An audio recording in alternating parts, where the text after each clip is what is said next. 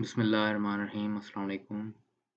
अच्छा, अभी तक हमने जो चीज़ें कवर की थी उनके अंदर आपके ऑटोकैड एलटी के बेसिक्स थे, ड्राइंग कमांड्स थी, मॉडिफिकेशन कमांड्स थी और उसके बाद हमने एक फ्लोर प्लान क्रिएट किया था। उसके अंदर हमने डोर्स और वॉल्स तक ये सब कुछ किया था और साथ हमने कुछ एडिशनल लेक्चर्स लिए थे जो आपके इलेक्ट्रिकल जो प्लान होता है, इलेक्ट्रिकल पार्ट होता है आपकी ड्राइंग का। इसके अंदर आपके पावर आ जाती है, आपकी लाइटिंग आ जाती है, आपके इमरजेंसी निज़ाम आ जाते हैं, आपके डाटा कम्युनिकेशन आ जाती है, तो उसको हमने डील किया था। लेकिन जिस तरह पाकिस्तान में हम अक्सर देखते हैं कि सिर्फ़ हमारा रूम वग़ैरह यही हमें ज़रूरत होती है बस, ये रूम होंगी, ये डायमेंशंस होंगी, लेकिन अगर प्रॉपर आप देखें तो बहुत ज़्यादा उसके अंदर प्लान होते हैं। आपके इलेक्ट्रिकल के भी होते हैं, आपके सिविल के भी होते हैं और इवन दिस एयर कंडीशनिंग के भी प्लान्स होते हैं। जो बड़ी बिल्डिंग्स होती हैं, उनके अंदर नेचुरल तरीके से वेंटिलेशन वगैरह पॉसिबल बहुत कम होती है।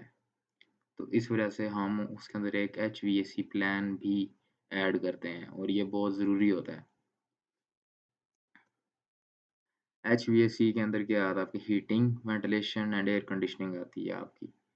हम इन तीनों को साथ-साथ लेके चलेंगे क्योंकि ये भी आपकी सिर्फ़ बेसिक आपके जो है ना नॉलेज के लिए हैं क्योंकि एक बार दोबारा रिवाइज़ आपको हो जाएँ ये चीज़ें।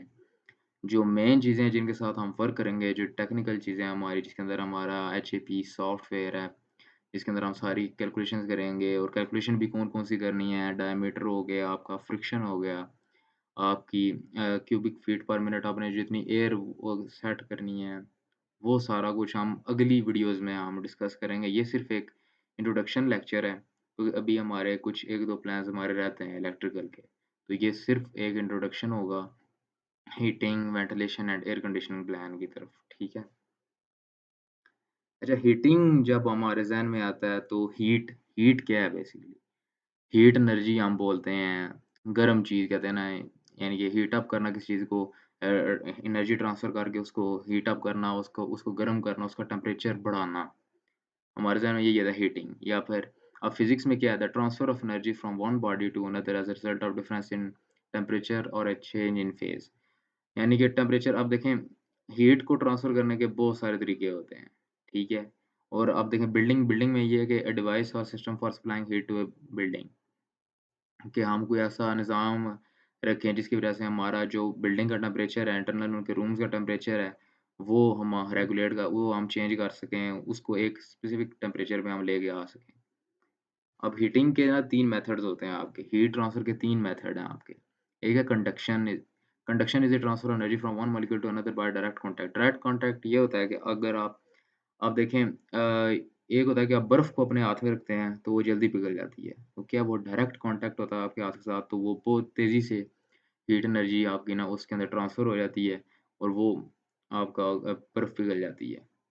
Convection is the movement of heat bye fluids such as water और एयर, ठीक है। कन्वेक्शन की एक बड़ी ज़बरदस्त एग्ज़ाम्पल है, वो ये है कि आप पंखे के नीचे बैठते हैं, और आपको ठंड क्यों लगती है? बड़ी अच्छी एग्ज़ाम्पल है, देखें अब पंखा है वो हवा को ठंडा नहीं कर रहा, हवा उसी टेम्परेचर की है। लेकिन जब वो पंखा चलता है, आपको ठंड लगती है, वो क्यों लगती है? उसकी वजह ये और कभी-कभी ये होता है कि जब आप अपने आप कुछ कहेंगे कि फ्लो ऑफ एयर है, यानी कि हवा तेज़ जा रही होती है, हमें ठंड लगती है। लेकिन फिर जो आपका हेयर ड्रायर होता है, ये भी तो हवा ही मार रहा होता है तेज़ी से, तो फिर वो क्यों आपको उ उससे आपकी जिस्म बिल्कुल वो पार्ट ही गर्म हो जाएगा। तो होता ये है कि जब आपकी बॉडी है ना, अगर हम हमारा नॉर्मल टेम्परेचर बिलो 37 ही होता है मोस्ट कंडीशंस में आपके घरों में।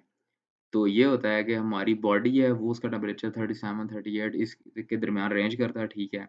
और अगर हमारी एयर का टेम्परेचर इससे कम है ना 32 है, तो वैसे ही एक प्रोसेस चल रहा होता है हीट ट्रांसफर का कि हमारी बॉडी है, उस वो थोड़ी हल्की सी कूल होना शुरू हो जाती है। इसी वजह से हमारी बॉडी फिर जनरेट भी करती है हीट एनर्जी। तो कन्वेक्शन उससे क्या होता है, जैसे ही वो हवा तेज़ होती है ना, तेज़ी से हवा इधर चेंज होती है, तो हमारी बॉडी को तेज़ी से हवा लगती है, तो हवा जो होती है वो उसका वैसे ही टेम्परेचर हमारी बॉडी से कम होता है नॉर्मल कंडीशंस में। तो क्या होता है जो रेट ऑफ हीट ट्रांसफर है ना कि वो बॉडी एक हवा ठंडी है हमारी बॉडी से, हमारी बॉडी गर्म है, तो एक एक वो लॉस हो रहा होता है हमारी बॉडी को हीट एनर्जी का। तो वो तेज़ हो जाता है, वो प्रोसेस तेज़ हो जाता है, कन्वेक्शन का प्रोसेस तेज़ हो जाता है, तो इस वजह से हमें फिर ठंड लगती है। Radiation is a transfer of heat bye electromagnetic waves. Radiation आपकी देखें अब आपका सूरज है, सूरज और हमारी अर्थ के दरमियान कोई मैटर नहीं है, स्पेस है, बिल्कुल हर चीज़ खाली है, लेकिन फिर भी हम जब धूप में होते हैं तो हमें बहुत ज़्यादा हीट महसूस होती है, हमें गर्मी लगती है, ठीक है? वो क्या होता है, वो आपकी होती है रेडिएशन के थ्रू होती है। अब देखें इसके अंदर आपको एविडेंस कुछ एग्ज़ाम्पल्स दी हुई हैं, you can detect the evidence of heat transfer, you might see the air shimmering over radiator. अब देखें अब हमारे जो कहते हैं कि चलेहानी कहते हैं वो या फिर तंदूर कहते हैं, ठीक है? तंदूर कह लें। तंदूर तंदूर के ऊपर जब वो आग लगी होती है, आप देखें ऊपर से हवा बड़ी शिमर कर रही होती है, यानी कि वो आपको क्लियर नज़र नहीं आ रहा होता दूसरी साइड पे। यानी कि वो काँप रही होती है बस, यानी इस अगर आप ईज़ी लफ़्ज़ इस्तेमाल करें। तो वो आपकी कन्वेक्शन है। Put your hand on a warm spoon that's been sitting in a hot bowl of soup, ये कंडक्शन है क्योंकि आपका जो हॉट पार्ट है ना वो सूप है, उसको सिर्फ़ आपका एक एंड टच कर रहा होगा मेटल स्पून का, लेकिन आपकी वो पूरी मेटल की स्पून गर्म हो जाती है विद टाइम। तो इसीलिए कहते हैं कि जब आपकी 9 और 10th की आपकी फिज़िक्स होती है या केमिस्ट्री होती है उसके अंदर यही बोला जाता है कि metals are great conductors of heat and electricity, ठीक है? उसका ये मतलब है। और notice that the sunshine feels warm on your skin, क्योंकि आपका सूरज है, ज़ाहिर बात है कोई हवा नहीं है, कोई कॉन्टैक्ट नहीं है, सूरज आपको टच नहीं कर रहा, लेकिन वो रेडिएशन के थ्रू आपको हीट एनर्जी दे रहा है। अच्छा वेंटिलेशन, अच्छा वो क्या कहते हैं जब वो कहते हैं कि जी बंदा वेंटिलेटर पे है अब हॉस्पिटल में अक्सर कहते हैं कि वो उसकी हालत बहुत ख़राब है, वेंटिलेटर पे है वो। वेंटिलेटर क्या है? Ventilation is a process by which clean air, normally outdoor air, is intentionally provided to a space and stale air is removed. This may be accomplished by either natural or mechanical means. Ventilation होता है intentionally, intentionally क्या मतलब है कि जानबूझ के, intention के साथ, ठीक है? यानी कि आप जब पेशेंट बहुत वीक हो जाता है क्योंकि इंसान उसका कोई ऑन ऑफ स्विच नहीं होता, वो जब उसकी डेथ होने के करीब होती है, काफ़ी वीक हो जाता है, वो उसका ऑर्गन फेलियर भी होता है, आपकी हार्ट बीट हार्ट अटैक होता है, यही होता है ना? तो वो एकदम नहीं होता, तो कभी-कभी इंसान इतना वीक हो जाता है और ये सबसे ज़्यादा यूज़ हुआ था जब कोरोना आया था, कि वो आपके लंग्स को अटैक करता है। तो वेंटिलेटर यही इसलिए यूज़ करते थे कि वो मैकेनिकल डिवाइस होती थी जो इंश्योर करती थी कि जो बंदा वीक हो गया है, जो अपने ओन पे ब्रीथ नहीं कर सकता, उसके लंग्स को फ्रेश एयर प्रोवाइड की जाए या वो एयर प्रोवाइड की जाए जिसके अंदर ऑक्सीजन ज़्यादा हो या कम हो, और वो यानी कि वो प्रोसेस चलता रहे। यानी कि जो काम लंग्स करते हैं, वो काम वो वेंटिलेटर करता है, कि एयर इनटेक और आउटटेक वाला। और वेंटिलेशन आपकी बिल्डिंग में क्यों ज़रूरी है? आपके घर होते हैं ना, आपके घर के नॉर्मली यही होता है कि स्टोर वगैरह को छोड़ के आपका हर जो कमरा है, उसकी एक विंडो होती है। हर घर में तकरीबन ऐसा ही होता है कि विंडो होती है। तो उधर वो नेचुरली थोड़ी बहुत वेंटिलेशन होती ही रहती है। लेकिन जो आपकी बिल्डिंग्स होती हैं, हॉस्पिटल्स हो जाते हैं, आपके स्कूल्स हो जाते हैं, जो बड़ी बिल्डिंग्स होती हैं, उनके अंदर हर कमरा आपका विंडो के साथ अटैच नहीं होता। तो उधर हवा अजीब-सी होने से या उस चीज़ को यानी कि कंफर्टेबल रखने के लिए उधर जो बंदे हैं, इसलिए हम वेंटिलेशन के ना यूज़ करते हैं, मेथड्स यूज़ करते हैं। मैकेनिकल भी और डिफरेंट मीन्स हैं इसके। हम हम उधर डक्ट्स वगैरह लगाते हैं, आप अक्सर देखेंगे हॉस्पिटल्स में या इवन होटल्स में। तो ये हम वेंटिलेशन करते हैं कि हवा जो है वो ब्रीथेबल और कंफर्टेबल हो।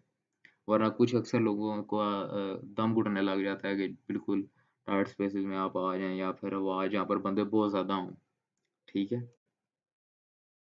How does a balanced ventilation system work? A balanced ventilation system introduces fresh outdoor air into a home at the same rate that stale indoor air is exhausted from the home. तो होता ये है कि यानी कि अब same rate क्यों मेरे को ऐड है? यानी कि वो कह रहा है कि सेम रेट पे वो इनटेक भी कर रहा है, सेम रेट पे आउटटेक कर रहा है।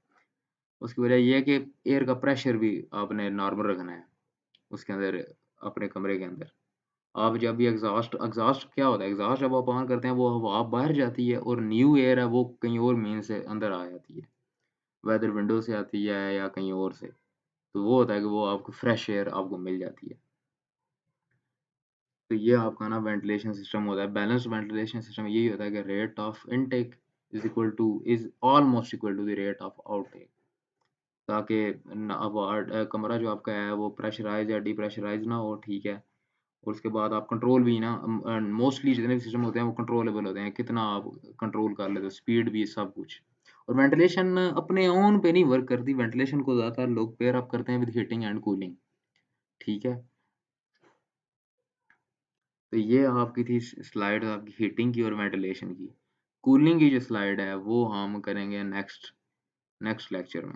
ये अभी के लिए बस इतना काफ़ी है। अगर ये भी आपको समझ आ जाए तो ये बहुत ज़बरदस्त चीज़ है।